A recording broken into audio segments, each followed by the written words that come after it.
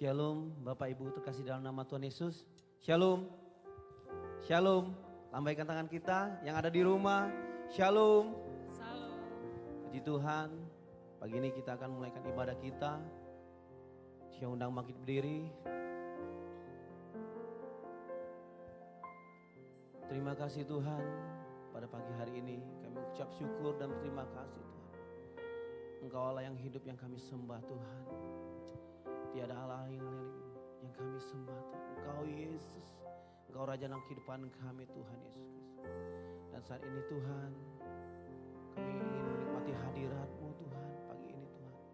Biarlah Tuhan ibadah ini Kau jamah, Roh Kudus hadir di tengah-tengah kami Tuhan.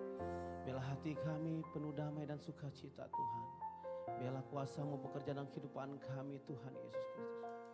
Engkau Allah, Engkau yang bertata dalam kehidupan kami Tuhan. Dan saat ini kami akan mulaikan ibadah kami Tuhan pada pagi hari. Biarlah Tuhan Yesus Kristus, Engkau yang menjamah. Kami berdoa buat jemaat yang dalam perjalanan yang ada di rumah Tuhan. Engkau sertai, Engkau lawat kami. Di dalam nama Tuhan Yesus Kristus, kami orang yang percaya, orang yang ditebus dalam kuasa-Mu Tuhan Yesus Kristus. Kami mau siapkan hati kami untuk beribadah Tuhan di tempat ini Tuhan. Yang ada di rumah Tuhan. Di dalam nama Tuhan Yesus Kristus. Yang percaya katakan amin. Haleluya. Saya persilakan untuk kembali. Haleluya. Oh,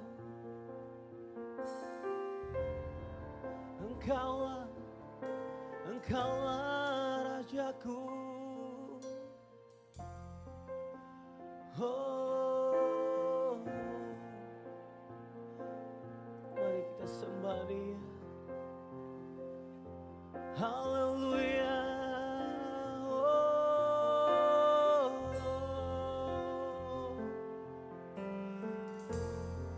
segala pujian, syukur hanya bagi-Mu Tuhan, ku persembahkan. Haleluya. Naikkan pujian.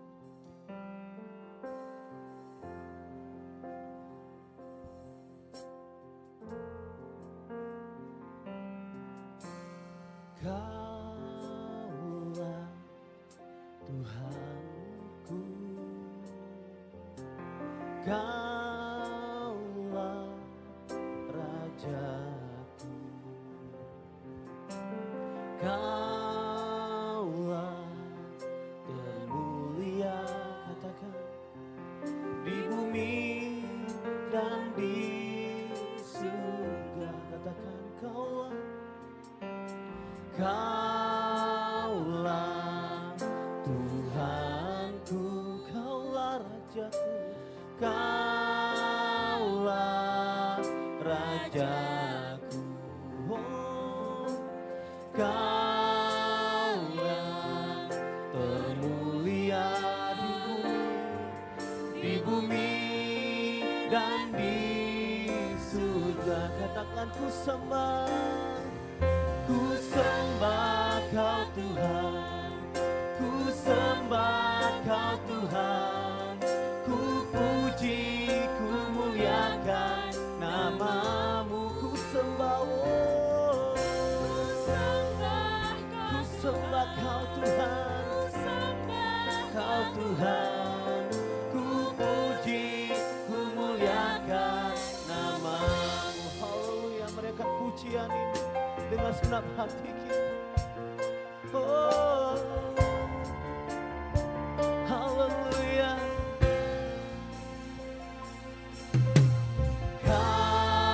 Kaulah Tuhanku, Kaulah Rajaku, Kaulah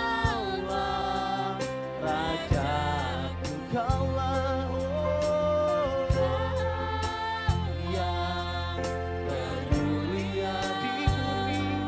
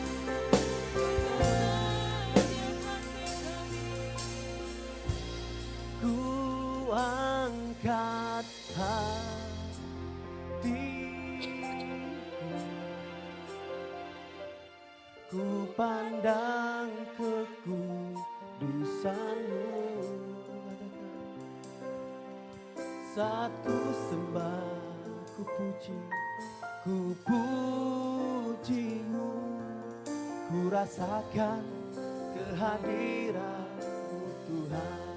Ku angkat hatiku,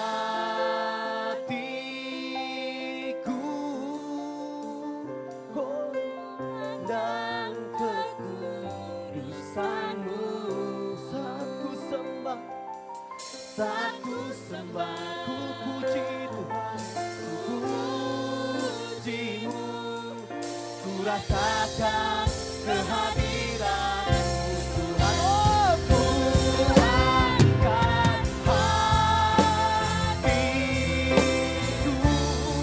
ku pandang kekudusan-Mu. Saya undang makin berdiri jemaat. Saat ku sembah, saya undang makin berdiri jemaat. Ku pujimu, ku rasakan kehadiran-Mu Tuhan. Ku angkat hatiku,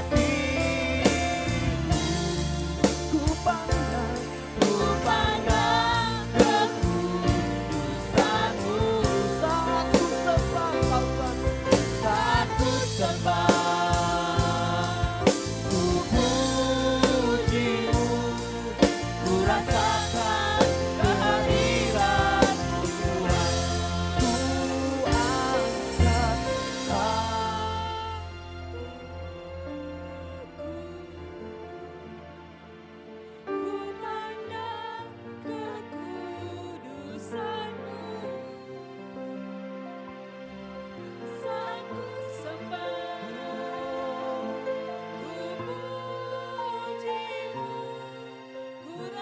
sekali lagi, bawa hati kita sekali lagi. Ku angkat ku angkat hatiku Tuhan. Ku pandang kekudusan-Mu. Saat ku sembah, ku pujimu, ku rasakan kehadiran-Mu Tuhan. Ku angkat hatiku, oh, ku pandang kekudusan-Mu. Saat ku sembah,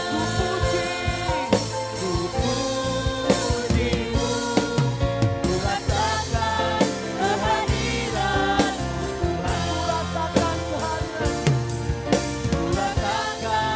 kehadiran-Mu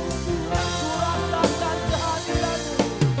Ku rasakan, haleluya, kehadiran-Mu Tuhan. Berikan sorak-sorai bagi Tuhan. Haleluya. Mari kita sembah Dia.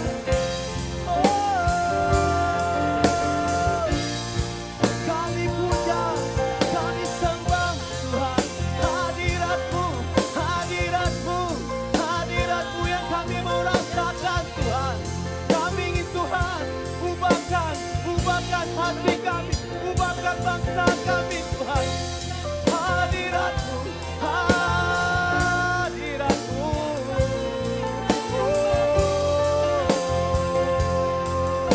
Haleluya, haleluya, glory.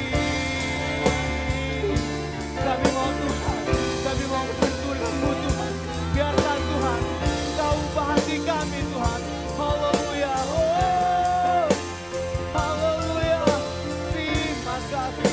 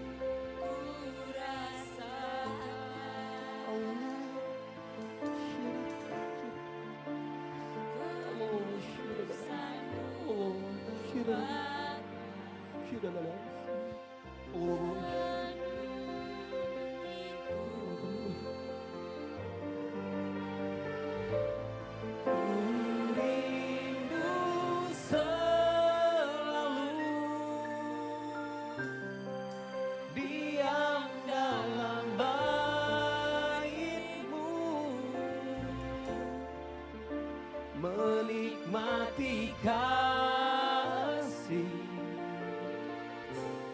anugerah-Mu, hadirat-Mu,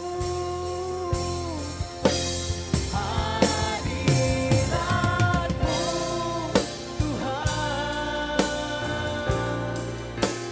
ku rasakan, oh Kau menikmati, ku rasakan hadirat-Mu Bapa.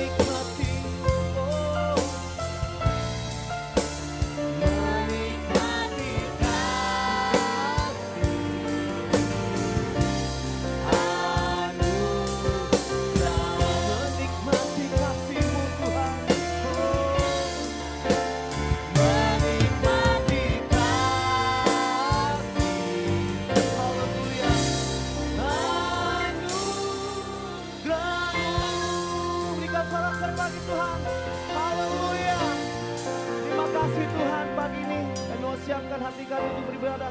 Kami yakin dan percaya Roh Kudus hadir di tengah kami. Di dalam nama Tuhan Yesus Kristus yang percaya katakan amin. Shalom. Lebih keras saya shalom. Lebih keras saya shalom. Haleluya, puji Tuhan. Ada sukacita saudara? Yang di rumah lambaikan tangan shalom. Puji Tuhan. Biarlah Tuhan beserta kita. Dia yang layak kita sembah. Mari kita angkat pujian. Tiba saatnya kita berkumpul bersatu untuk memuji Tuhan. Haleluya.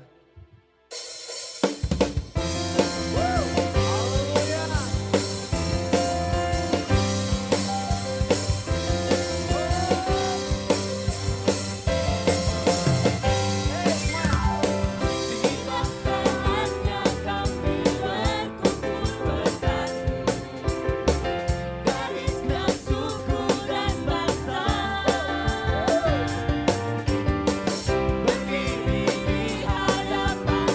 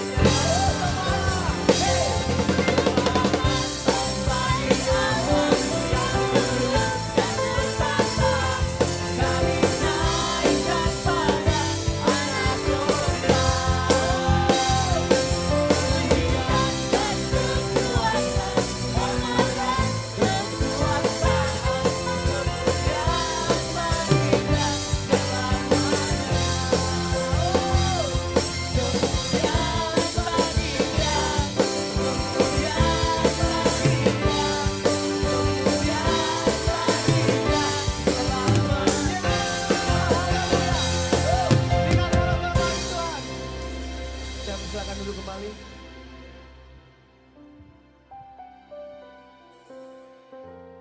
Puji Tuhan. Mari kita siapkan hati kita untuk dengar kebenaran firman-Mu Tuhan. Terima kasih Tuhan Yesus Kristus. Engkau baik, Engkau sangat baik Tuhan dalam kehidupan kami Tuhan Yesus Kristus. Engkau Yesus yang kami muliakan dalam kehidupan kami Tuhan. Engkau selalu hadir dalam setiap hati kami Tuhan Yesus. Engkau penolong dalam hidup kekuatan kami Tuhan Yesus Kristus.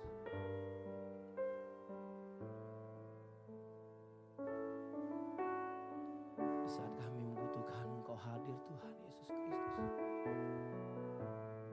Engkau segalanya dalam kehidupan kami Tuhan. Di saat ini Tuhan, gejolak, rintangan Tuhan menghadapi bangsa kami ini Tuhan. Kami butuh Tuhan, hadirat-Mu bagi bangsa kami ini Tuhan. Engkau lawat Tuhan bangsa kami ini Tuhan Yesus. Biarkan Tuhan Yesus Kristus Kau pakai kehidupan kami Tuhan untuk saling tolong menolong Tuhan Yesus. Pakai hidup kami Tuhan Yesus Kristus menjadi berkat bagi setiap orang Tuhan Yesus Kristus.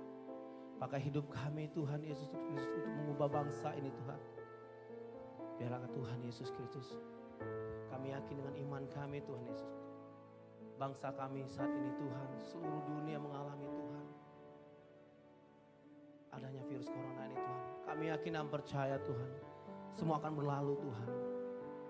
Kami punya iman seperti-Mu Tuhan Yesus Kristus yang meyakinkan kami Tuhan Yesus. Biar Kau pulihkan perekonomian bangsa kami Tuhan Yesus Kristus. Lawat bangsa kami Tuhan Yesus Kristus. Jaga bangsa kami Tuhan. Di saat kami Tuhan Yesus Kristus, kami yakin dan percaya Tuhan Yesus Kristus. Di saat kami memuji-Mu Tuhan, segala rintangan Tuhan, segala penghalang Tuhan, kami tertuju padamu Tuhan Yesus Kristus. Kuatkan hati kami dan iman kami Tuhan Yesus. Kami yakin dan percaya Tuhan, semua akan berlalu Tuhan Yesus Kristus. Engkau Yesus yang memulai. Engkau Yesus yang mengajari kami. Terima kasih Yesus. Haleluya. Oh Yesus, Kau telah memulai segala yang baik dalamku.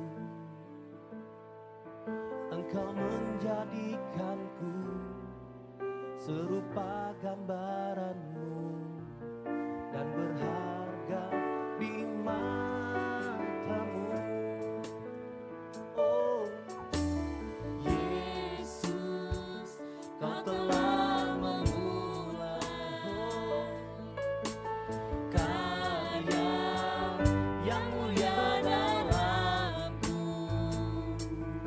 Kau berikan hidup-Mu sebagai ganti dosaku, karena Kau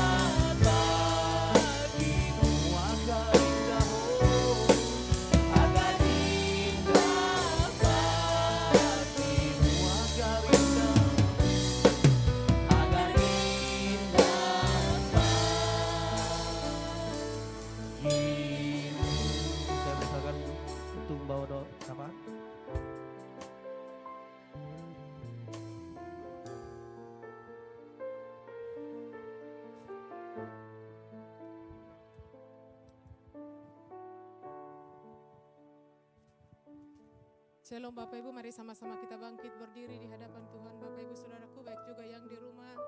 Mari kita terus berdoa buat bangsa dan negara kita, buat kota kita Batu Raja, buat pemerintahan kita, buat gereja Tuhan di tempat ini. Biarlah kiranya rahmat dan anugerah Tuhan melingkupi kita semuanya, bangsa dan negara kita. Mari kita satukan hati kita, mari kita berdoa. Bapa, di dalam nama Tuhan Yesus Kristus, di saat indah yang berbahagia di hari Minggu ini ya Tuhan, kami bawa syukur kami bawa hati kami kepadamu ya Bapa. Kami bawa tubuh roh jiwa raga kami di hadirat-Mu ya Tuhan. Kau Allah yang baik, Kau Allah yang sungguh luar biasa dalam setiap kehidupan kami, dalam gereja-Mu di tempat ini ya Tuhan. Bapak, pada saat ini kami sepakat kami bawa bangsa dan negara kami di hadapan-Mu ya Tuhan. Lawatlah bangsa dan negara kami ini ya Bapak. Selamatkan bangsa dan negara kami ini ya Tuhan Yesus. Ampuni setiap dosa dan pelanggaran bangsa dan negara kami di hadapan-Mu ya Tuhan. Bapak, pada saat ini khususnya di dalam masa pandemi ini ya Bapak, kami berdoa buat pemimpin bangsa dan negara kami, baik juga semua yang duduk di dalam pemerintahan. Biarlah kuasa hikmat-Mu turun ya Bapak, turun kepada mereka di dalam mengambil setiap keputusan untuk bisa menolong, membantu menyelesaikan pandemi ini ya Bapak. Sesungguhnya Tuhan Yesus, kami mohon anugerah-Mu, turunlah rahmat kebaikan daripada-Mu atas bangsa dan negara kami. Berlalulah pandemi ini ya Bapak di dalam nama Yesus Kristus. Bapak, berkati semua sidang jemaat-Mu ya Tuhan, yang ada di dalam gereja ini ya Bapak, dalam Batu Raja. Biar semuanya Tuhan Yesus mengikuti protokol kesehatan. Diberkatilah kota Batu Raja ya Bapak. Tuhan Yesus, tolong kota-kota yang zona merah, yang zona kuning ya Tuhan. Tolong ya Bapak, biar semuanya berada dalam zona hijau. Hanya kasih dan kuasa-Mu ya Tuhan Yesusku yang menyembuhkannya. Pada saat ini kami sepakat ya Bapak, mohon anugerah-Mu. Turunlah rahmat-Mu bagi kota-kota di seluruh bangsa Indonesia. Bapak, berlalulah pandemi ini ya Tuhan. Ulurkan tangan-Mu bagi kami. Belas kasihan-Mu turun atas bangsa dan negara kami ya Tuhan. Bapak, khususnya kota kami, kota Batu Raja yang kami cintai. Berkati pemerintahan kota di kota Batu Raja ini ya Tuhan. Shalom daripada Tuhan Yesus turun. Kasih daripada Tuhan melawat Batu Raja. Hingga Batu Raja dimanapun berada. Semuanya jiwa-jiwa di kota ini datang menyembah-Mu. Memuji, mencari-Mu ya Bapak. Bapak, pada saat ini ya Tuhan, kami berdoa bagi orang-orang yang kena sakit COVID ya Bapak. Jamah ya Tuhan, sembuhkan. Adakan penginjilan malaikat pribadi kepada mereka satu demi satu. Kami tidak bisa menjangkau mereka, tetapi lewat doa kami di pagi hari yang indah ini, Kau Allah Roh Kudus menemui mereka dimanapun mereka berada pada saat ini. Biarlah melalui pandemi ini mereka ketemu dengan Tuhan, berjumpa dengan Bapa di dalam nama Yesus. Bapak, sebentar kami akan mendengarkan firman-Mu. Urapi hamba-Mu yang akan menyampaikan kebenaran-Mu ya Tuhan. Urapi dengan kuasa daripada surga. Urapi kami semua umat-Mu yang ada di tempat ini. Urapi umat-Mu yang ada di rumah-rumah. Jamah ya Tuhan. Lawat semuanya. Di dalam nama Tuhan Yesus Kristus. Inilah doa kami Bapa, kami naikkan di dalam satu nama. Tuhan Yesus Kristus Tuhan kami. Haleluya. Amin.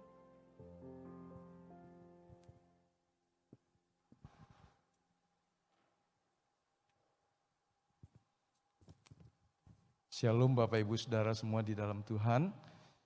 Kiranya kasih dan anugerah Tuhan turun atas kita sekalian pada pagi hari ini. Semua sehat? Tuhan, haleluya. Ya.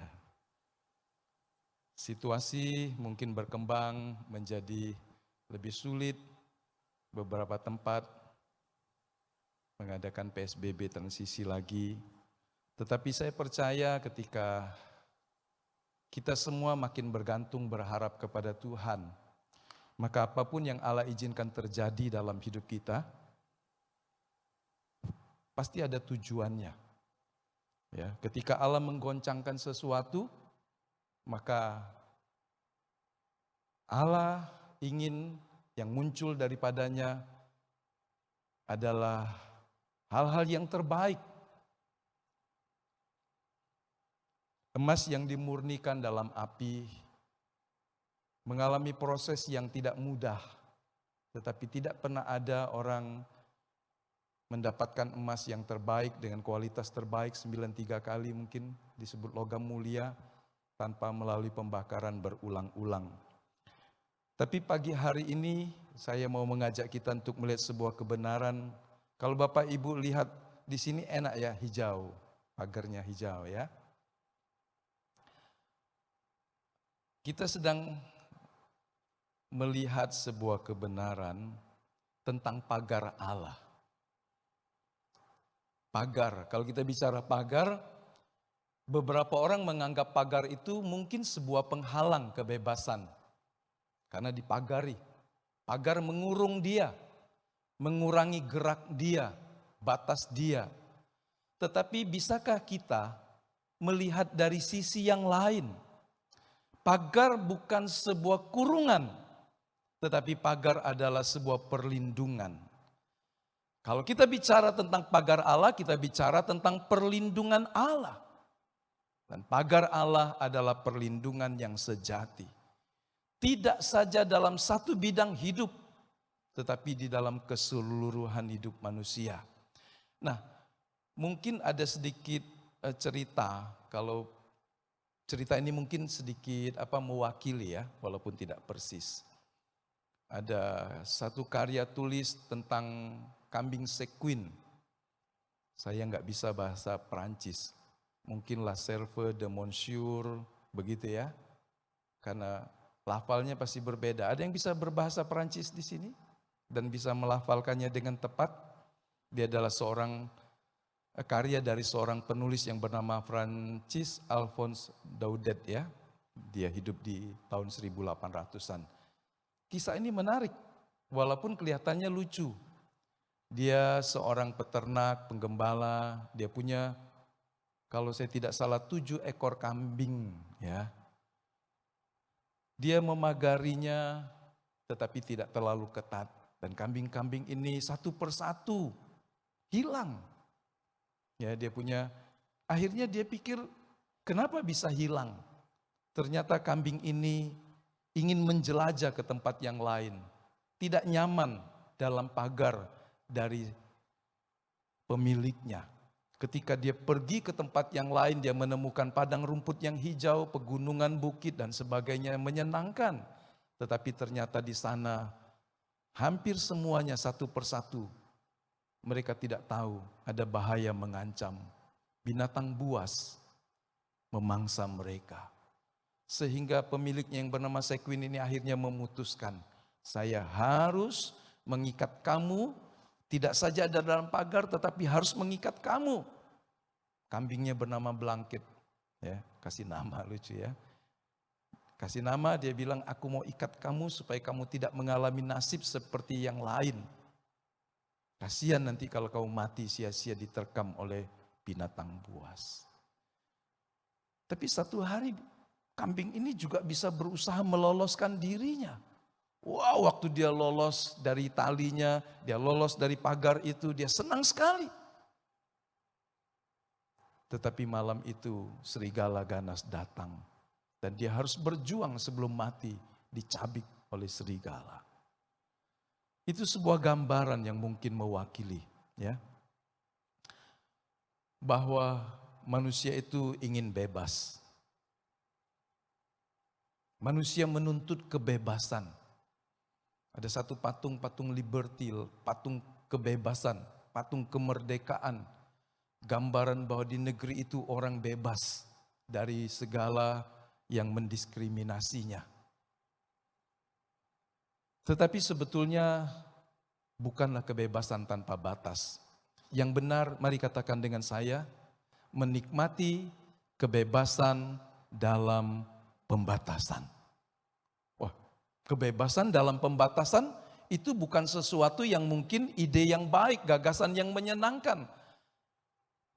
Kebebasan dalam pembatasan, tetapi benarkah? Benarkah ini yang terbaik? Mari kita melihatnya. Bahwa manusia perlu pagar dalam kehidupannya. Walaupun sekali lagi pagar itu terasa mengganggu. Mungkin menganggap beberapa orang, kalau aku ada dalam sebuah pagar, jiwaku, batinku terkurung, imajinasiku terkurung. Tetapi sesungguhnya pagar Allah ataupun pagar bagi si Blanket itu adalah perlindungan bagi hidupnya. Ya, jadi jangan serta-merta Anda menganggap bahwa pagar selalu mengungkung, mengurung sehingga Anda tidak bebas. Tetapi Allah ingin Anda bebas di dalam keterbatasan, bebas dalam pembatasan-pembatasan. Bandingkan ini, siapa yang punya ikan, memeliharanya di kolam atau di akuarium. Ikan itu bebas, hidup, berkembang biak, pergi sana, berenang sana, sini, selama dia tinggal di laut atau di sungainya. Betul? Itulah kebebasan dia. Coba angkat ikan itu keluar dari laut, keluar dari sungai, keluar dari akuarium, keluar dari kolam. Apakah itu kebebasan bagi dia? Tidak. Ketika dia keluar dari air, itu kematian. Bagi ikan, mengeluarkannya dari air adalah sebuah kematian. Jadi ikan itu hidup bebas, beranak pinak, berkembang selama dia tinggal di dalam habitatnya. Habitat itu membatasi dia untuk hidup di dalam yang berbeda dengan alam manusia. Kecuali dia makhluk amfibi, bisa hidup di air, bisa hidup di darat, bisa hidup di udara. Tapi Allah tidak menciptakan semua ikan seperti itu. Kebebasan manusia pun serupa seperti itu. Kebebasan dalam pagarnya. Kalau Anda berusaha melompat, menyeberang pagar Allah, yang Anda dapat memang kebebasan sepertinya. Tetapi itulah juga kebinasaan. Manusia sering berpikir, berimajinasi, berfantasi. Dia akan bahagia, dia akan senang, dia akan plong kalau dia berada di luar pagar Allah. Pernahkah Bapak Ibu berpikir seperti itu?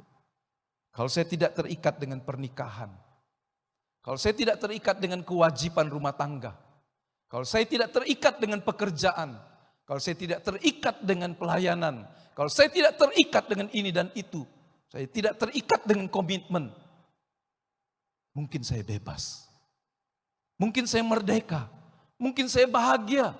Karena ikatan ini membuat saya terjerembab, terkurung dalam rutinitas. Siapa yang pernah berasa bosan, jenuh, karena Anda ada di dalam sebuah keterikatan. Terikat dengan rumah tangga, janji setiamu, sehingga Anda tidak bisa selingkuh. Terikat dengan janji setia, sehingga Anda tidak bisa main mata. Terikat dengan ketaatanmu kepada orang tua, sehingga meskipun tidak ada orang tua, Anda tidak akan memberontak dan melakukan yang jahat. Terikat dengan sebuah etika dalam pekerjaan.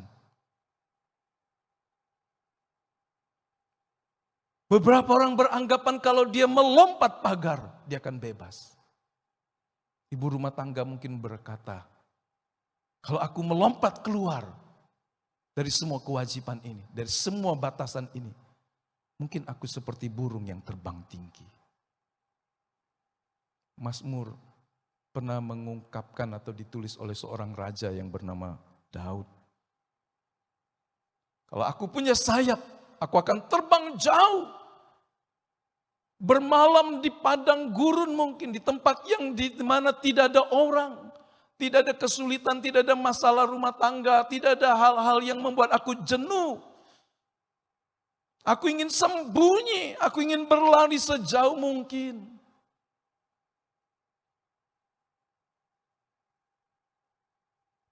Kalau Allah memberikan Anda sepasang sayap, membuat Anda bisa terbang, saya menyarankannya, jangan terbang. Karena itu bukan jalan keluar, ya kan? Kecuali Allah menjadikan Anda seperti itu. Jangan pernah berpikir bahagia, bebas, merdeka, hidup sejati kalau saya melompat pagar. Manusia dapat menikmati kebebasan dan bahagia sejati hanya jika berada dalam pagarnya Tuhan Allah. Yang paham boleh katakan amin.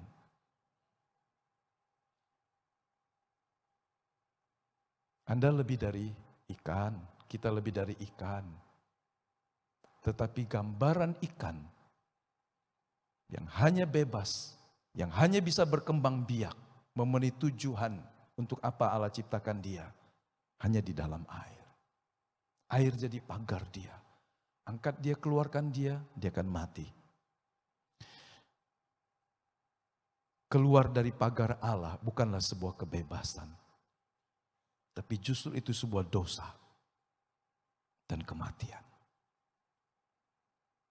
Orang, anak muda yang mencoba keluar dari pagar kesucian dalam pacaran. Apakah kalau seorang anak muda yang pacaran keluar dari batas, maka justru yang ada adalah penyesalan.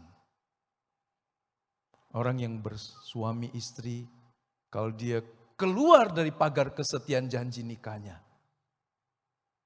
sepertinya dia bebas dengan siapapun yang dia mau.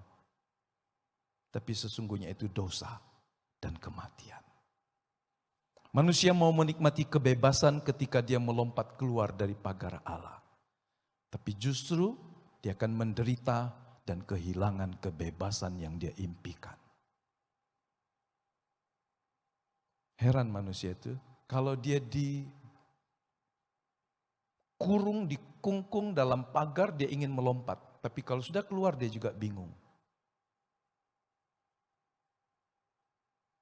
Anak yang berpikir kalau dia tidak lagi orang tua, tidak ada lagi orang tua, dia akan merdeka. Tapi kalau Anda lari dari orang tuamu, bukan karena rencana Allah, maka itu sesuatu hal yang justru membuat Anda mengalami kesulitan. Sebab itu jalan menuju kehancuran selamanya. Jadi kalau orang melompat pagar Allah, justru itu kehancuran bagi dia. Camkanlah ini bahwa tinggal dalam pagar Allah adalah kebebasan sejati dan kebahagiaan sejati. Manusia di samping makan, minum, pakaian, kebutuhan primernya, dia juga ingin mencari kebahagiaan. Betul? Mau mencari kebebasan. Tetapi semuanya itu ternyata hanya ada di dalam Tuhan. Dari mana kita tahu? Mari kita melihat. Kisah yang sangat mungkin kita mengenalnya. Tapi kembali ke sana karena ini dasar dari kebenaran di sepanjang pagi ini. Kejadian pasal 2 ayat yang ke-8 kalau kita membaca. Selanjutnya Tuhan Allah membuat taman di Eden. Eden itu di bumi. Di sebelah timur, disitulah ditempatkannya manusia yang dibentuknya. Ya, perhatikan kata taman. Kata taman di situ ternyata punya arti yang luar biasa. Ya, sama, saya tambah lagi dulu ayat 15. Tuhan Allah mengambil manusia itu dan menempatkannya dalam taman Eden untuk mengusahakan dan memelihara taman itu dan seterusnya. Ini sebuah mandat yang Allah berikan. Allah menempatkan manusia di taman itu. Nah, kata taman itu sebetulnya adalah pagar. Ya. Pagar yang dibuat Allah untuk kebahagiaan manusia. Ini pasti sebuah konsep berpikir yang tidak segera mudah dimengerti. Saya mengulang beberapa hari sampai beberapa minggu ketika saya mempersiapkan ini. Tapi kemarin saya lihat, wah ini hal yang kadang-kadang anak-anak muda, petualang-petualang seksual seumam, petualang kehidupan bebas, petualang yang selalu ingin tidak terikat seperti orang-orang yang hidup di bagian tertentu di dunia ini, kaum nudis seumpama begitu ya. Mereka ingin hidup dalam sebuah komunitas yang apa adanya. Enggak pakai baju. Jangankan baju, selembar benang pun tidak. Mereka ingin seperti hidup Adam dan Hawa di Taman Eden. Sehingga orang bilang ini kumpulan orang Edan. Ya. Eden dan Edan, ya, kayaknya mirip saja. Jadi ini ada orang-orang Edan. Saya pernah punya kawan yang kemudian jadi misionaris, datang dari salah satu negara di Eropa, bercerita di masa dia muda, dia adalah seorang yang juga terpengaruh dengan paham, harus hidup bebas, tidak mau diatur, berontak terhadap aturan. Itu sebuah kebanggaan anak muda di zaman dia. Orang-orang yang sepertinya hidup merdeka, gak mau mengikuti kehidupan yang dianggap orang normal, tetapi semuanya terbelenggu. Tapi kemudian dia menyadari itu hidup yang sia-sia. Ya. Taman Eden, taman itu dalam bahasa Ibrani adalah gan. Arti dasarnya adalah membuatkan pagar, menjaga. Jadi kalau taman itu, Taman Eden itu adalah tempat untuk Allah menjaga manusia. Jadi Allah menempatkan manusia, kalau kita membaca ada 4 sungai yang bagus, semuanya indah, semuanya luar biasa. Adam disuruh mengelolanya bersama dengan istrinya. Itu tetapi dalam semua keindahannya itu sebetulnya itu juga sekaligus pagar perlindungan. Itu tempat Allah menjaga manusia supaya manusia bisa melakukan tujuan hidupnya. Tinggal di Eden bukanlah tinggal dalam kurungan, tetapi hidup dalam kebebasan yang sejati. Karena Eden juga menggambarkan persekutuan intim dengan Tuhan, di mana Allah bisa berjalan-jalan di waktu tertentu dan mereka bersekutu. Eden itu juga berarti pleasure, tempat yang menyenangkan. Itulah rancangan Allah. Itu pagar, itu tempat menjaga, tetapi di dalamnya ada kesukaan, ada kegirangan, ada kehidupan. Inilah rancangan Allah yang semula. Karenanya Eden menjadi taman Firdaus. Tempat di mana orang berkata, ke tempat itulah jiwaku ingin tinggal, bukan saja mengembara, mengunjungi, tapi aku ingin tinggal di Firdaus. Eden adalah Firdaus yang kemudian hilang karena manusia. Tetapi rancangan Allah, Eden adalah tempat di mana di situ Allah memberkati dengan kebahagiaan dan sukacita. Kita tidak pernah tahu berapa lama mereka tinggal di situ. Karena Alkitab tidak merincinya, mencatatnya secara detail.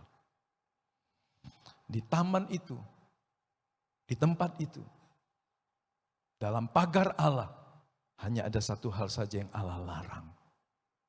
Ada yang masih ingat apa yang Tuhan Allah larang di situ? Dalam kebebasan dan kemerdekaannya, Allah cuma melarang satu hal saja. Saudara bisa bayangkan, dibanding semua kemerdekaan, semua kebebasan, sukacita, kebahagiaan sejati, hanya satu saja yang Allah berkata, jangan lakukan itu. Bandingkan kalau Allah berkata, engkau hanya punya satu kemerdekaan, tetapi selebihnya adalah kewajiban, ikatan, dan sebagainya. Ini terbalik. Semuanya boleh. Semuanya menjadi bagian yang mereka bisa nikmati dalam sukacita, dalam kesucian. Hanya satu saja. Satunya begini atau begini, terserah. Tapi satu. Hanya satu. Katakan hanya satu, saudara. Kadang-kadang manusia cuma satu itu saja yang bikin dia jatuh. Itu mungkin titik kritisnya seseorang. Hal yang lain mungkin dia nggak jatuh. Tapi untuk satu itu dia jatuh. Untuk satu itu dia tidak bisa melawannya. Untuk satu itu dia tidak bisa bertahan. Kadang-kadang cuma satu saja bisa membuat manusia hancur. Bayangkan betapa lemahnya kita.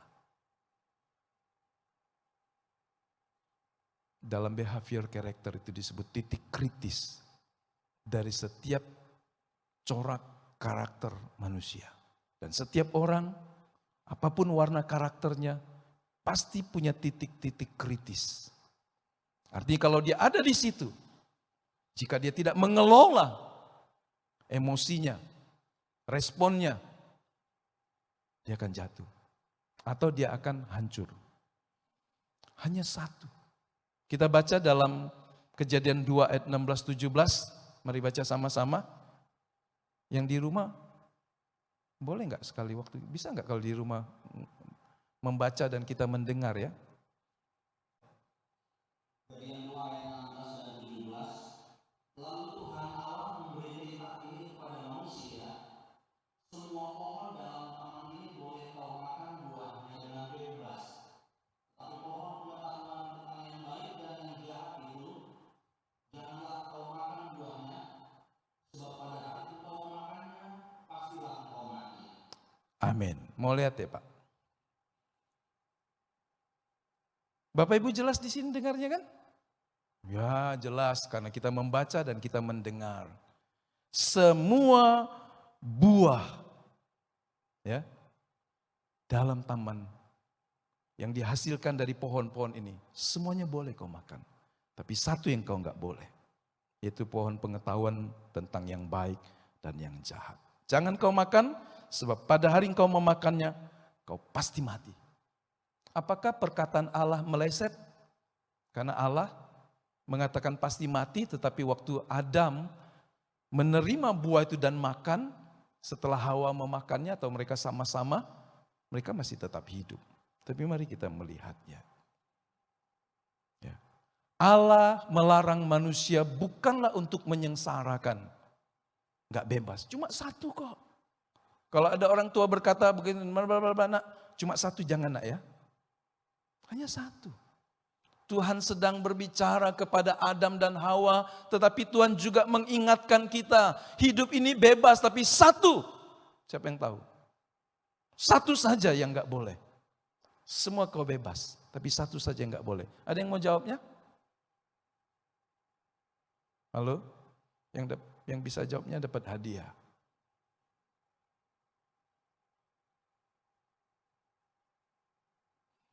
Ambil sama Yesi kali ini. Apa? Semua boleh kecuali satu. Satu itu apa? Jangan lompat pagar. Betul? Kayaknya tegang semua. Semua tegang semua. Saya dikurung. Semua bebas. Tapi Tuhan bilang satu bagi kita. Bagi Adam, jangan makan buah dari pohon pengetahuan baik dan jahat. Tapi bagi kita, pagi ini Tuhan berkata, jangan kau lompati pagar itu. Manusia adalah makhluk rohani, perhatikan ini. Sehingga bahagia, damai sejahtera serta sukacita sejati hanyalah ketika jiwa rohnya berada dalam Tuhan Sang Pencipta. Yang paham katakan amin saudara. Yang masih belum paham katakan di sebelahnya, kau ngerti tak? Kamu itu makhluk roh. Punya jiwa. Dan sekarang ini sedang tinggal dalam tubuh. Yang suka kita persoalkan seumur hidup cuma tubuh. Padahal tubuh itu fana, sementara. Asal mulanya debu tanah saja, karenanya dia akan kembali kepada debu tanah. Terlalu banyak makan, tubuhnya sakit. Kurang makan, dia juga sakit. Kena sesuatu yang virus kecil, yang berbahaya maupun yang tidak berbahaya, dia sakit. Tubuh itu rentan, didandani, dikasih parfum, dikasih baju yang bagus, dikasih pakaian dan semua aksesorisnya. Sehingga orang berkata, wow. Yang dilihat manusia wow itu cuma luarnya. Tapi sebetulnya semua yang wow itu satu waktu akan hilang. Satu waktu akan jadi peninggalan belaka. Tetapi makhluk yang rohani itu, rohnya akan selamanya ada. Jadi lebih baik saudara menghabiskan hidup ini untuk urus yang sementara atau yang tidak akan binasa. Banyak orang hanya fokus kepada kepentingan yang fana ini saja. Padahal dia masih akan hidup selamanya. Karena Allah menjadikan manusia segambar dengan dia, serupa dengan dia. Salah satu maksudnya adalah manusia adalah makhluk kekal.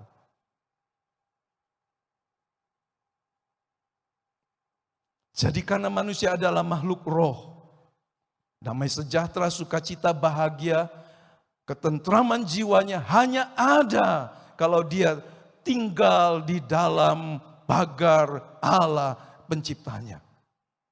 Melompat itu berarti dia seperti ikan yang keluar dari air. Itulah kehidupan. Nyawa fisik ini memang penting. Karena selama hidup kita bisa bekerja, menolong orang, berbuat baik dan seterusnya. Tapi nyawa rohani, pakai istilah nyawa rohani ya, maksudnya hidup rohani.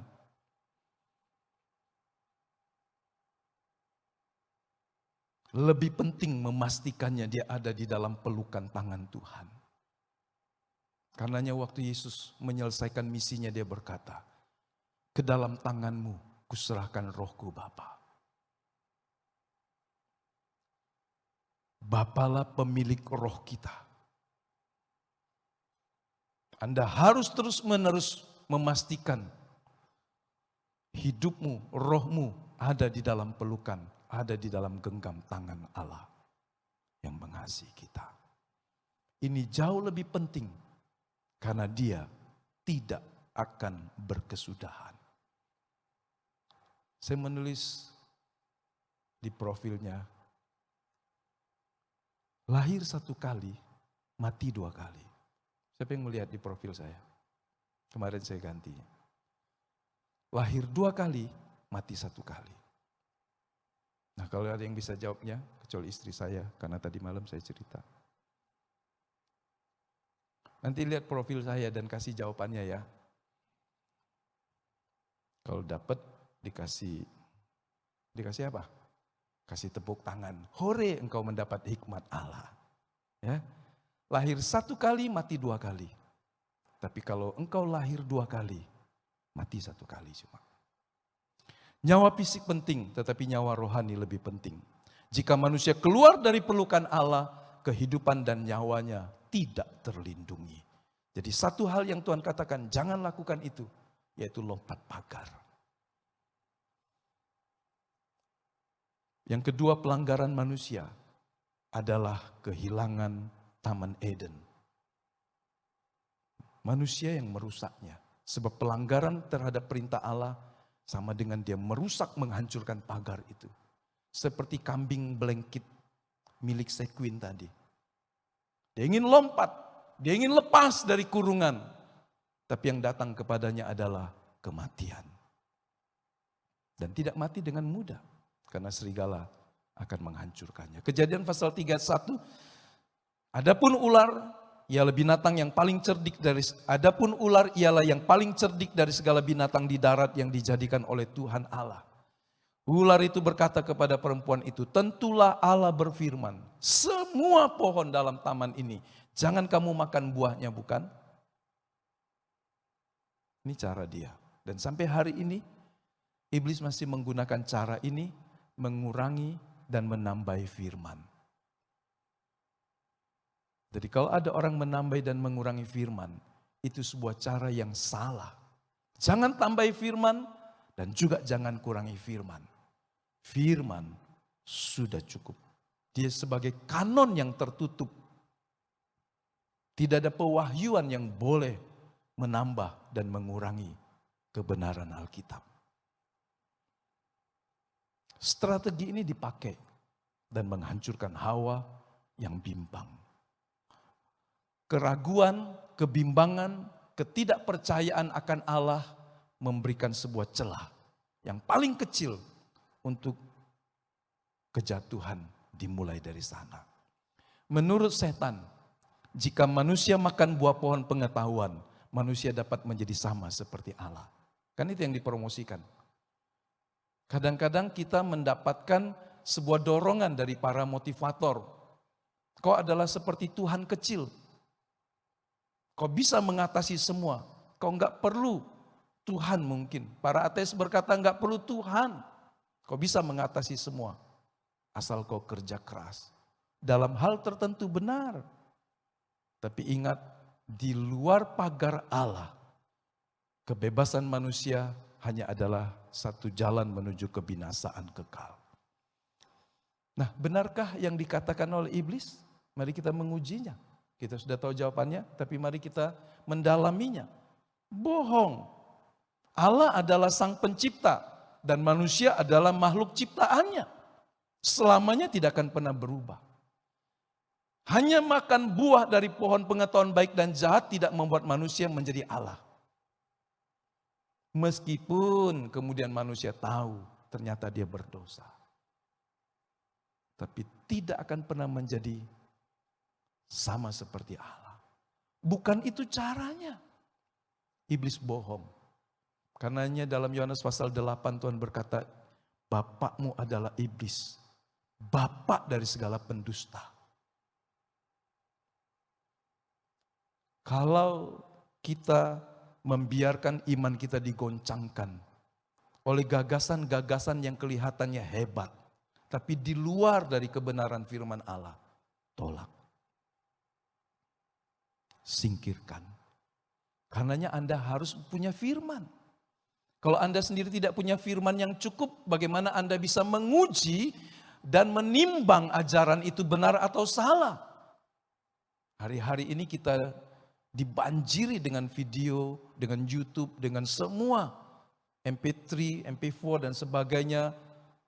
Dengan mudah kita mendapatkan banyak hal-hal yang rohani di sana. Tapi tidak semua yang disampaikan itu benar.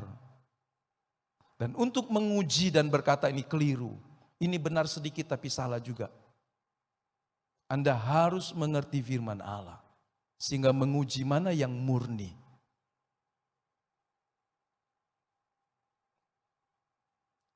Saya terus, supaya tidak kehilangan waktu. Keinginan ingin, bukan kebutuhan ya, membuat perempuan ini jatuh dalam dosa. Allah merancang manusia tinggal di Firdaus, tempat yang menyenangkan, semua cukup. Dalam rancangan dan hikmat Allah tidak ada lagi kebutuhannya, semua dicukupi. Bahagia sejati, sukacita sejati dan seterusnya. Tapi kalau keinginan, kadang-kadang itu di luar dari rancangan Allah, saudara. Bedakan keinginan dan kebutuhan. Kalau orang hidup hanya semata-mata karena keinginan, hidupnya lelah.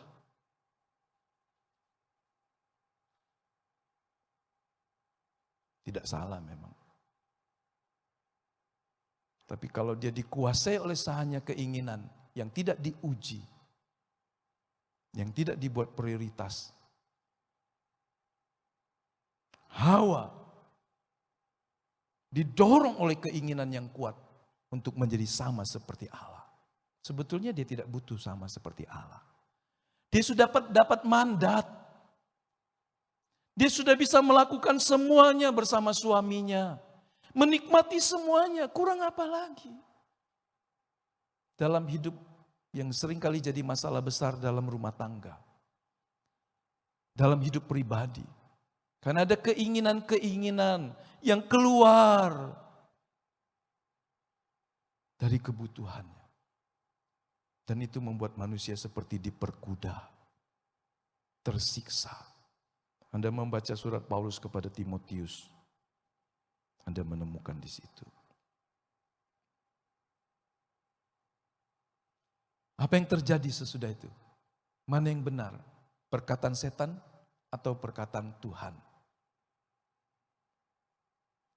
Waktu Tuhan berkata, pada hari kau makannya kau mati.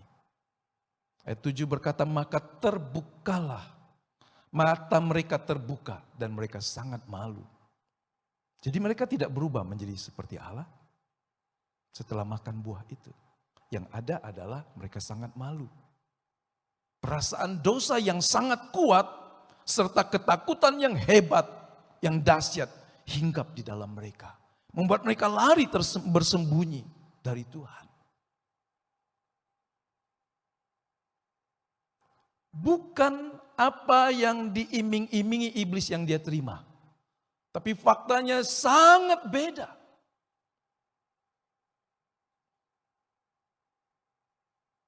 Hentikan ini. Beberapa saat sebelumnya, semuanya bahagia. mulia, sangat menyenangkan. Karena itu Eden. Itu tempat kesukaan. Itu ada dalam pagar Allah. Itu ada dalam rancangan Allah. Mereka menikmati tidak ada kekurangan satu apapun juga. Mereka begitu dekat. Mereka bergaul karib dengan Tuhan. Bercakap-cakap. Tanpa rasa takut. Tetapi semua yang hebat. Semua yang luar biasa. Semua yang mulia yang selama ini mereka miliki berlimpah-limpah. Hanya sesaat saja. Saya nggak bisa jentikan tangan kuat. Psst. Begitu mereka makan, semua berubah. Semua lenyap. Tidak ada sukacita. Tidak ada damai sejahtera. Tidak ada kesucian. Tidak ada lagi sesuatu yang baru beberapa saat mereka miliki. Gantinya adalah ketakutan yang sangat hebat. Ketika orang keluar dari pagar Allah, dia membayangkan dia akan bahagia. Dia membayangkan dia akan sukacita dan merdeka dan berkata, hore. Tapi begitu dia keluar, melompat pagar, dia masuk dalam api yang panas dan penderitaan yang hebat. Manusia menangis. Sesuatu yang paling berharga telah hilang. Saudara lihat ketika anak muda tidak menjaga kesucian hidupnya. 1 menit kemudian dia menyesal. Betul? Selama ini mungkin Anda komit menjaga hidup yang taat, yang setia. Tapi begitu saat Anda melompat pagar, yang datang menggantikan itu adalah penyesalan yang dalam.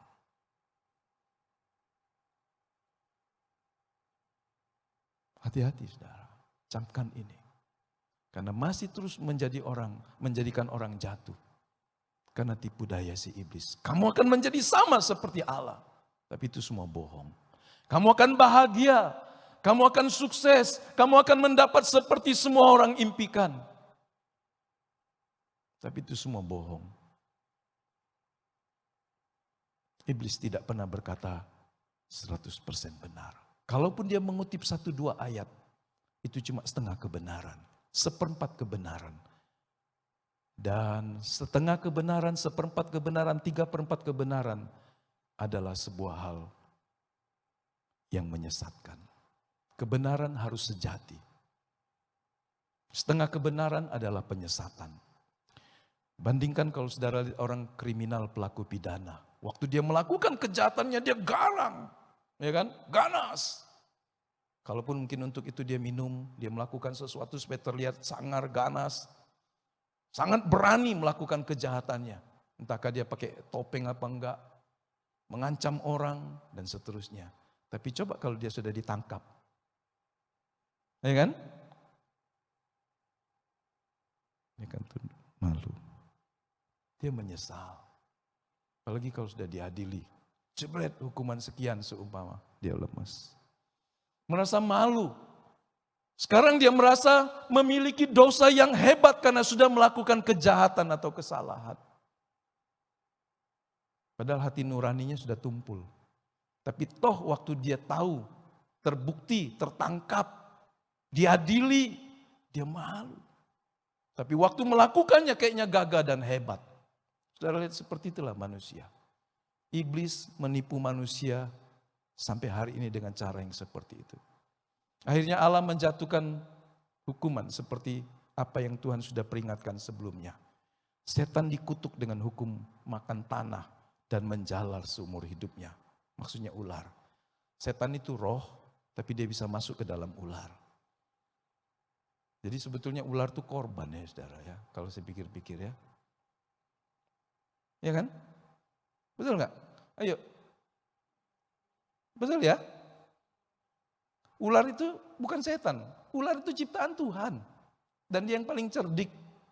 Dasar saja iblis pilih dia. Nah kalau saudara tanya ini kehendak Tuhan atau apa segala ya sudah itu terlalu rumit nanti lama kita. Siang baru kita selesai sini. Nanti ada mau baptisan, jadi kelamaan. Tapi kita pikir ular itu sepertinya cuma korban. Tapi iblis memakai hidupnya. Memakai semua yang ada di dalam dia. Dan Tuhan hukum dia. Tapi sebetulnya Tuhan hukum iblis juga. Tapi ular itu kemudian sampai hari ini menjalar. Tadinya mungkin dia bisa terbang, mungkin. Atau dia bisa mungkin berjalan hebat. Perempuan dikutuk dengan penderitaan bersalin. Dan terus konflik. Adam, kepala keluarga, dikutuk dengan jerih payah dalam pekerjaan untuk mencari nafkah. Dengan berpeluh, dan kemudian Tuhan berkata satu hari engkau akan juga kembali ke tanah. Karena dari situ engkau berasal. Dan tanah serta alam pun terkutuk. Saudara lihat, yang melakukan orang ini mengakibatkan semuanya menjadi rusak. Kalau ada seorang berkata, cuma aku kok yang berbuat dosa. Tapi akibat satu orang ini ternyata merembet kemana-mana. Semuanya akan menghadapi kematian. Adam dan Hawa kemudian diusir dari Taman Eden. Mereka kehilangan Firdaus. Rasul Paulus menulis ini dalam Roma pasal 5 ayat 12 sebagai tragedi manusia. Sebab itu sama seperti dosa telah masuk ke dalam dunia oleh satu orang, yaitu Adam. Dan oleh dosa itu juga maut, demikianlah maut telah menjalar kepada semua orang. Karena semua orang telah berbuat dosa. Kalau saja Adam tahu tindakannya membuat semua orang jatuh dalam dosa, mewarisi hukuman dosanya, alam pun terkutuk dan sebagainya, mungkin dia berpikir panjang. Tapi penyesalan selalu terlambat. Para teolog menyebut inilah prinsip perwakilan. Maksudnya satu orang berbuat dosa, yang lain ikut kena. Dalam hierarki komando juga seringkali begitu. Anak buah yang salah tapi komandan mengakui. Kesalahan anak buah adalah kesalahan komandan. Saya ambil tanggung jawab. Ya, gitu ya. Tapi tidak semua orang juga begitu di luar. Tapi dalam hierarki komando, dalam kesatuan-kesatuan yang ketat menjalankannya, ketika anak buah bersalah, komandannya yang kena juga. Padahal komandannya mungkin tidak tahu langsung, tapi dia harus bertanggung jawab. Nah, sebetulnya semua manusia tersambung, ya, terikat dengan Adam, kecuali dia mengaku dia bukan keturunan Adam. Dia hasil dari sebuah evolusi jutaan tahun. Dan masih ada yang hidup di hutan. Nah itu mungkin katanya itu dulur saya, nenek moyang saya. Nah kalau orang yang begitu kita nggak bisa bicara tentang dosa warisan Adam. Tapi kalau kita berkata nenek moyang kita Adam, maka kita mewarisi juga dosa Adam. Itu disebut dosa warisan. Manusia melakukan juga dosa pribadi. Jadi dosa warisan dan dosa pribadi membuat manusia mati. Roma pasal 6 ayat 23, upah dosa maut. Kematian Adam dan Hawa adalah terputusnya hubungan dengan Allah. Dan ini kematian rohani. Jadi bukan fisiknya. Kemudian kita berkata, oh kalau begitu enggak apa-apa Pak, cuma mati putus hubungan dengan Tuhan, kan sambung lagi. Bapak Ibu, nyambungnya enggak mudah. Nyambungnya menunggu ribuan tahun. Korbannya enggak main-main. Penderitaan akibat dari terputus hubungan ini enggak main-main. Ini bukan sesuatu yang seperti anak muda jatuh cinta dan kemudian putus dan sambung lagi, putus lagi, sambung lagi, putus lagi, sambung lagi sampai 50 kali dan gak ada konsekuensi apa-apa. Enggak, bukan. Putus hubungan dengan Allah berarti orang itu mati rohani. Terpisah dari Allah. Dan seperti inilah juga neraka. Terpisah dari Allah. Dalam kekekalan. Manusia diusir dari pelukan Allah. Dan yang menguasai adalah kematian rohani. Tidak dapat lagi mengalami damai sejahtera, sukacita dan berkat kehidupan kekal. Inilah juga yang seringkali muncul. Mengapa kita seringkali atau kadang-kadang merasa tidak nyaman, merasa khawatir. Meskipun Anda telah memiliki segala sesuatu di bumi ini. Ada sesuatu yang kosong. Ada sesuatu yang membuat Anda cemas dan khawatir. Kenapa? Ini satu akibat, salah satu warisan. Karena manusia berada di luar pagar Allah. Ingat tadi, sudah kita tandaskan, hanya di dalam pagar Allah ada kebahagiaan, ada kehidupan, ada kasih, dan semua yang sejati di dalamnya. Begitu putus, maka manusia cemas, khawatir, takut, dan seterusnya. Yang ketiga, keselamatan Allah adalah pemulihan Taman Eden. Karena kalau saya putus bagian yang kedua, saudara pulang dengan ngambang. Tapi biarlah kita melihatnya dengan komplit. Sebab manusia harus masuk kembali ke dalam pagar Allah. Dan itulah keselamatan. Kita bisa mengatakan itu pemulihan Taman Eden. Walaupun Adam dan Hawa telah menyeberang melompat pagar dan sembunyi, lari. Tapi puji Tuhan, Allah tidak lepas tangan. Itu sebabnya selalu dikatakan keselamatan adalah inisiatif Allah. Meskipun manusia berusaha, kalau Allah tidak membuka jalan, tidak akan pernah ada jalan. Saudara, kadang-kadang kita sengketa, konflik, ribut. Anda jangan nunggu orang lain datang. Bersikaplah seperti Allah Bapa. Yang buat dosa Adam, tapi Allah yang mencari. Betul? Kadang-kadang anakmu yang berbuat salah. Tapi kau berkata sama istrimu, kita duduk di sini. Tunggu anak kurang ajar itu datang sini mengaku, minta maaf. Mungkin dia seumur hidup gak pernah datang. Tapi bapaknya harus datang dan berkata, nak, sudahlah. Ayo selesaikan. Jadi, walaupun ada hukuman, tapi Allah mencari manusia dan berkata, Adam, di mana engkau? Allah tidak menyerah. Karena Allah mengasihi Adam. Dia mengasihi jiwanya. Meskipun ini orang berdosa, Allah ingin mereka memiliki pengharapan.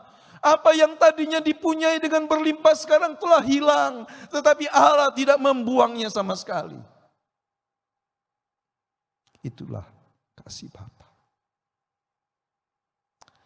Allah mencari mereka dan memanggil mereka. Di mana engkau, Adam? Itu kalimat bukan karena Allah tidak tahu, saudara. Masa Allah nggak tahu Adam sembunyi? Tapi pertanyaan itu adalah tentang hubungan yang putus yang Allah ingin tersambung kembali. Pagi ini Anda dapat sebuah prinsip setidaknya. Kalau ada masalah dalam hidup dengan rumah tangga, dengan anak dan sebagainya. Yang paling pertama harus datang dari Anda inisiatif untuk menyelesaikannya. Hukuman bisa saja terus berjalan. Karena itu sebuah sanksi. Tapi Anda memberikan jalan. Soal dia mau kembali atau tidak, itu keputusan dia. Tapi Allah membuka kembali jalan yang putus itu. Itulah kasih Bapa. Allah memanggil mereka supaya mereka kembali masuk dalam pagarnya. Meskipun Allah sudah menjatuhkan hukumannya. Namun Allah juga yang mempersiapkan jalan keselamatan. Dan memproklamasikannya sejak di Kejadian pasal 3 ayat 15. Inilah yang disebut ya, penggenapan dari janji. Kalau kita baca di dalam Kejadian tadi, keturunannya akan meremukkan kepala si ular itu. Waktu Yesus mati dan bangkit, itu sama dengan meremukkan kepala si ular itu. Menghancurkan iblis. Penulis surat Ibrani berkata dengan matinya Yesus sebagai manusia, dia mengalahkan maut, dosa dan iblis. Itu sebuah kemenangan telak, mutlak, satu kali dan berlaku untuk selamanya. Di atas kemenangan Yesus inilah hidup kita dibangun dan diletakkan dan akan berjalan sampai kekekalan.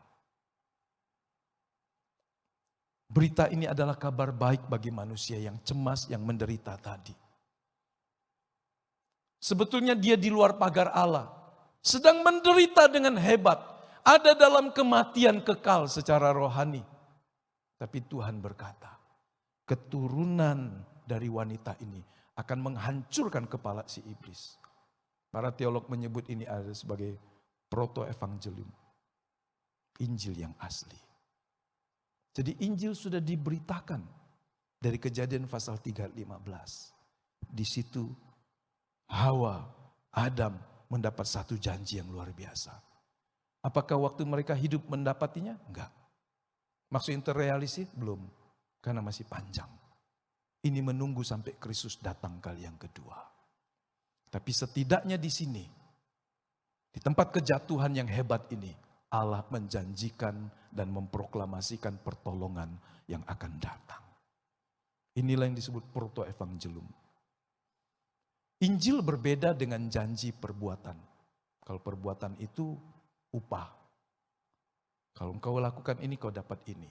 Tapi Injil itu adalah kabar baik. Adam dan Hawa sudah berdosa, tapi Tuhan berkata akan datang penebus. Jadi Injil adalah perjanjian kasih karunia, bukan perjanjian perbuatan. Waktu Yesus mati di kayu salib, kita tidak didapati telah melakukan kebaikan dan kebenaran. Justru waktu kita masih berdosa, Kristus telah mati di kayu salib. Kita bukanlah partner yang sepadan. Kita sangat tidak layak menerima kebaikan Allah. Tapi diberikan dengan cuma-cuma. Saudara, dalam hubungan kadang-kadang kita dapati ketimpangan seperti itu. Dari kedua pihak kadang-kadang ada yang tidak layak menerimanya. Tapi berlakulah seperti Allah. Memberi kasih karunia.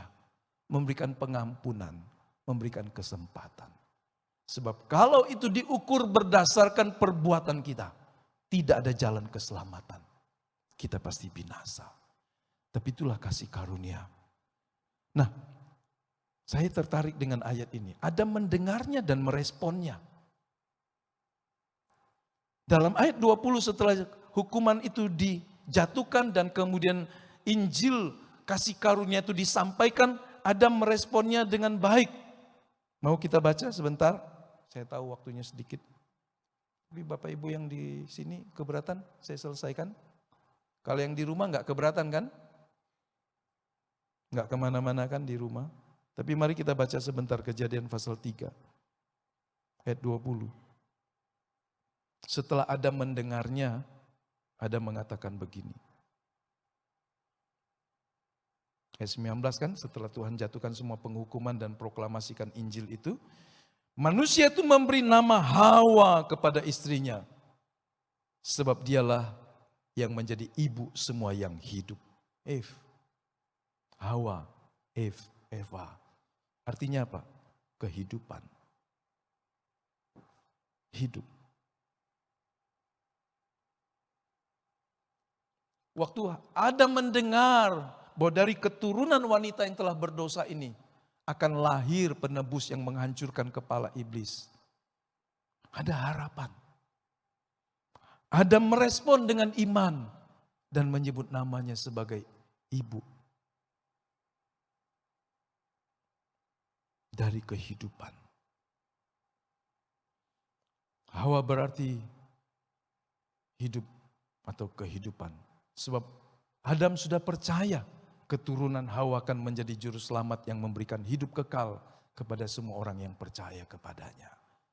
Ya, ini sebuah tindakan iman. Sesudah Allah mendengar pengakuan iman Adam, lihat ini. Allah kemudian ayat 21 memakaikan kepada manusia apa? Pakaian dari kulit binatang. Kalau orang berkata ini handmade, buatan tangan para ahli sehingga harganya mahal. Bajunya Adam dan Hawa waktu itu dibuat oleh tangan Allah sendiri. Menggantikan penutup yang terbuat dari kain. Daun arah maksud saya. Yang disematkan Adam menutupi ketelanjangannya. Saudara lihat dari sini kita melihat sebuah perjalanan panjang. Binatang yang tidak berdosa dikorbankan untuk menutupi dosa manusia. Sama seperti Yesus menderita di kayu salib demi manusia. Agar dapat memulihkan hubungan dengan Allah. Yesus sekali lagi tidak wajib mati di kayu salib. Tidak wajib. Tidak ada kesalahan padanya. Tidak ada dosa padanya. Tapi dia rela. Kadang-kadang kita cuma bersandar, bertumpu pada kewajiban. Itu bukan kewajiban saya, itu bukan kewajiban saya, itu bukan kewajiban saya. Kalau Anda mengetengahkan kewajiban-kewajiban dalam hubunganmu, dalam keluarga, dalam pertemanan, yang ada adalah keegoisan dan keretakan. Coba kalau seorang suami selalu berkata, itu bukan kewajibanku, urus anak bukan kewajibanku, bukan kewajibanku. Saudara, yang ada adalah kepahitan. Yesus tidak wajib mati buat kita, tapi dia melakukannya. Maukah saudara memikul, mengambil beban yang Allah percayakan kepadamu, meskipun itu bukan kewajibanmu. Anda tidak harus, tetapi Anda mau melakukannya karena kasih. Melalui penumpahan darah binatang, ibadah melalui korban penebusan dimulai. Kejadian pasal 3 ayat 15 adalah awal dari ibadah dengan penebusan atau dengan tanda darah. Rasul Paulus menjelaskan ini dalam Roma pasal 5 ayat 18-19, kita nggak baca itu. Inilah yang disebut sistem atau prinsip perwalian. Jadi ketika satu orang berdosa, semua orang kena. Waktu satu orang mati menebus dosa, semua orang yang lain juga mendapatkannya. Jadi hukum itu berlaku. Jadi orang nggak bisa bilang, Yesus mati di kayu salib 2000 tahun yang lalu. Bagaimana kita bisa selamat? Itu sama dengan Adam yang berdosa, kenapa saya kena? Prinsip itu paralel. Adam berdosa, semua manusia ada di dalam cengkeraman dosa warisan. Waktu Yesus mati menanggung dosa kita, menanggung dosa seisi dunia, kita pun yang ada di dalamnya menjadi orang yang bisa menerima penebusan itu. Terakhir, kehidupan dalam pagar Allah. Ada dua hal penting ini sebelum kita selesai. Bagaimana cara kembali masuk dan tetap tinggal dalam pagar Allah. Ini kan orang sudah melompat nih keluar nih. Tuhan kasih jalan. Yang pertama iman. Satu-satunya jalan kepada Bapa adalah melalui iman. Yesus menjelaskannya Yohanes pasal 14 ayat yang ke-6. Anda boleh catat. Atau sudah hafal, ulangi lagi itu. Dan kemudian minggu kemarin kita mendengarkan khotbah itu, diberikan hak, eksosia, kewenangan, hak hukum untuk menjadi anak Allah. Karena kita percaya dan menerima Yesus. Jadi iman adalah satu jalan untuk kembali kepada Allah. Kalau Anda tidak punya iman, percaya akan Allah, Ibrani pasal 11 berkata, Anda tidak berkenan di hadapan Tuhan. Dan Matius 11 ayat 28, Yesus mengundang setiap kita untuk datang. Perhatikan undangannya. Ketika kita datang kepada Yesus, kita mengalami damai sejahtera sejati, sukacita sejati, kebahagiaan sejati. Dan semuanya hanya ada di dalam pagar Allah. Inilah yang disebut pemulihan Firdaus, Paradise Region, yaitu kembali ke pagar Allah. Dunia ini penuh dengan derita dan air mata. Ketika masuk dalam pagar Allah, yang ada di bumi ini, kita dapat mengatasi tantangan apapun. Karena ada damai sejahtera, penyertaan dan pertolongan Tuhan. Amin. Anda harus membangkitkan iman. Bahwa Allah menjaga memelihara hidupmu. Di tengah semua pandemi ini. Kalau Anda membiarkan semua situasi meneror Anda kehilangan damai. Masuklah dalam pagar Allah dengan iman. Di dalamnya Tuhan berkata Matius 11 ayat 28 sampai 30. Marilah kepadaku semua yang letih lesu, berbeban berat. Kalau Anda merasa hidup ini letih, berita kiri kanan semuanya menakutkan. Kenapa Anda tidak masuk dalam persekutuan dengan Tuhan? Kenapa Anda berteriak ketakutan tapi di luar? Kenapa Anda tidak masuk ke dalam? Sebab hanya di dalam persekutuan dengan Tuhan, Anda ada dalam perlindungannya. Dan kedua, ada contoh sedikit. Kenapa bayi menangis ya? Ibu-ibu tahulah itu. Walaupun sudah dikasih susu, dikasih makan, mungkin sudah BAB, sudah diganti popoknya, apa semua masih nangis juga. Anak ini perlu dipeluk. Begitu dipeluk dia tenang dan diam. Bisa nangis karena sakit, bisa nangis karena lapar, bisa nangis karena ngantuk dan sebagainya. Tapi setelah semuanya diberi, masih nangis juga. Dia cuma minta satu lagi ternyata. Apa itu? Apa itu saudara? Pelukan seorang ibu. Ya. Jiwa roh manusia juga seperti itu. Kalau kita dipeluk oleh Bapa, kita bisa menikmati damai sejahtera sejati. Ini ada kisah Agustinus, bapak gereja dari Afrika di zaman itu. Singkatnya dia adalah seorang cendekiawan yang haus, selalu ingin cari bahagia. Tapi dia tidak pernah menemukannya. Ibunya terus berdoa buat dia, sampai satu hari dia mengakui dan menerima Yesus. Dan dia berkata, Tuhan Allah, saya belum memiliki kebahagiaan sejati selama ini. Sampai saya dipeluk oleh-Mu. Wow. Tangan Allah pagi ini juga ada kepada setiap kita. Dia ingin berkata, di dalam aku, engkau tenang. Jiwamu tentram. Amin. Ketaatan yang kedua. Jika masuk ke dalam pagar Allah, Anda harus tinggal tetap. Jangan lompat-lompat lagi. Tinggallah tetap di sana. Bagaimana cara tetap tinggal? Hanya satu saja. Taat. Selama Anda taat, Anda tetap akan tinggal di dalam persekutuan dengan Tuhan. Kita sudah menjadi manusia yang dibebaskan secara rohani melalui penebusan Yesus. Dari kurungan dosa dan iblis. Tapi kita tidak boleh merasa bebas untuk berbuat dosa. Itu Galatia pasal 5 ayat 13. Ya. Tapi kita harus tetap tinggal di dalam Dia. Yang mau tetap tinggal dalam Tuhan, mari dia berdiri dan berkata, Tuhan, saya menyerahkan tubuh, jiwa, dan rohku kepadamu. Haleluya. Bapak, ini doa kami pada pagi hari ini. Kami sadar, hanya di dalam pagar Allah kami menerima damai yang sejati, bahagia, sukacita, bahkan kehidupan yang sejati. Jika di hari-hari ini kami mengalami banyak hal yang menggoncangkan iman dan ketakutan, yang membuat kami ada dalam ketakutan dan kecemasan, kami mau tetap tinggal di dalam pelukan tangan-Mu ya Bapa. Inilah kami. Seperti seorang bayi yang hanya tenang jika dia ada dalam pelukan sang ibu. Kami mau menyerahkan jiwa kami, menyerahkan roh kami, menyerahkan seluruh hidup kami ke dalam tangan Tuhan.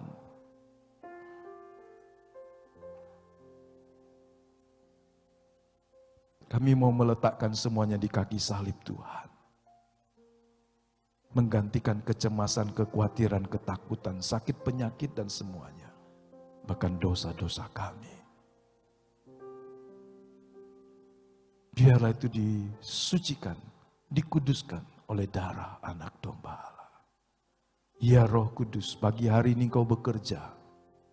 Baik kami yang di gereja maupun kami yang di rumah. Kami mau tetap tinggal di dalam Engkau. Karena hanya di dalam Engkau saja kami hidup. Berkati kami Tuhan, supaya kami juga bisa menolong orang-orang lain yang ada di luar pagar Allah, yang mengalami segala hal yang membuat mereka cemas dan takut. Pakai kami untuk membawa mereka kembali, seperti kami telah Engkau panggil kembali untuk masuk dalam pagar dan pelukan Engkau. Bapa, tolong kami semuanya. Ini doa hamba-Mu. Kami persembahkan tubuh, jiwa, dan roh kami kepadamu. Saudara kami yang lemah tubuhnya, yang sakit tubuhnya, Tuhan juga jamah. Yang sedang memulihkan diri, biarlah Tuhan juga memberkati semua prosesnya sehingga pulih sempurna. Yang ada dalam kelemahan secara rohani, Tuhan juga bangkitkan kami. Supaya kami tidak mengabaikan manusia rohani kami, manusia batinnya kami. Berkati kami, supaya kami jadi berkat buat orang di sekitar kami. Semua persembahan, ucapan syukur kami, doa kami, penyembahan kami, hidup kami taruh dalam tangan Tuhan. Sekarang sampai selama-lamanya. Kekasih-kekasih Tuhan, terimalah berkat dari Allah Bapa. Kasih karunia dari Tuhan kita Yesus Kristus, persekutuan penyertaan Roh Kudus melimpah dalam hidup kita. Menjadikan kita berkat dimanapun kita berada. Sampai kita dibawa masuk dalam rumahnya yang kekal. Di sorga yang mulia, selamanya bersama dengan Tuhan. Haleluya, haleluya, amin.